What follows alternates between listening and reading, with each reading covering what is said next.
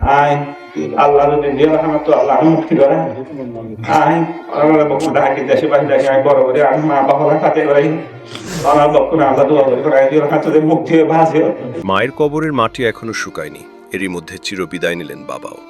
মাত্র ৩ দিনের ব্যবধানে মা বাবাকে হারিয়ে দিশেহারা কারাবন্দী দুই সহোদর ফরিদুল আলম ও মোহাম্মদ ইসমাইল। রাজনৈতিক মামলায় প্রায় ২.৫ মাস ধরে তারা কারাগারে আটক। আই এই মামলা এ মুহূর্তে না তো পারে কিছু হতে পারি দিয়ে রাজনীতি মামলা আর আজকে রাখি বাসে আমি মামলা কি জিনিস রাজনীতি জিনিস আগে সম্পত্তি আমি ব্যবসা বাঁধে আসছিলাম। এই হৃদয় বিদারক ঘটনাটি কক্সবাজারের রামুর দক্ষিণ মিঠাছড়ি ইউনিয়নের পানেরছড়া গ্রামের।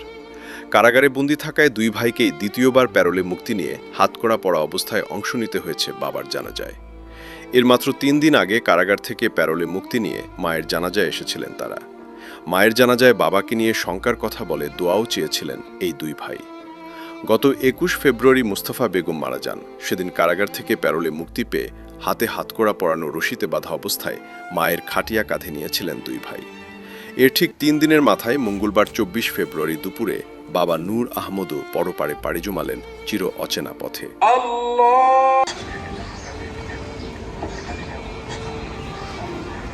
জানাজার আগে সমবেতদের উদ্দেশ্যে ফরিদুল ও ইসমাইল কান্না বিজড়িত কণ্ঠে বলেন, আমরা প্রতিহিংসার শিকার।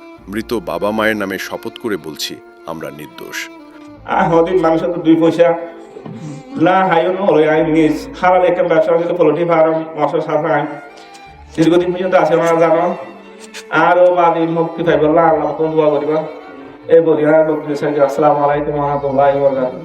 স্বজনদের সূত্রে জানা গেছে ফরিদুল ও ইসমাইল দীর্ঘদিন ধরে বর্তমান কার্যক্রম নিষিদ্ধ আওয়ামী লীগের স্থানীয় রাজনীতির সাথে জড়িত। এই দুই ভাইয়ের বিরুদ্ধে রামু থানায় একাধিক মামলা রয়েছে। মামলায় গ্রেপ্তার হয়ে তারা গত ২.৫ মাস ধরে কারাগারে বন্দী। প্রথমে খুনিয়াপালং ইউনিয়নের একটি মামলায় তারা গ্রেপ্তার হন। পরে সেই মামলায় জামিন পেলেও নতুন মামলায় তাদের গ্রেপ্তার দেখানো হয়। স্থানীয়রা বলছেন ফরিদুল ও ইসমাইল এলাকায় শান্তিপ্রিয় মানুষ হিসেবে পরিচিত। তারা কোনো দুর্নীতি কিছু নাই, তারা দুর্নীতি করলো ঘরে তাহলে মাও মরে গেছে ফোনের টেনশন করি মারা গিয়ে বাবু অসুস্থ আছে। রাজনৈতিক উদ্দেশ্য প্রণোদিতভাবে তাদের বারবার হয়রানি করা হচ্ছে। সন্তান হয়েও বাবা মায়ের শেষ সেবাটুকু করতে পারল না।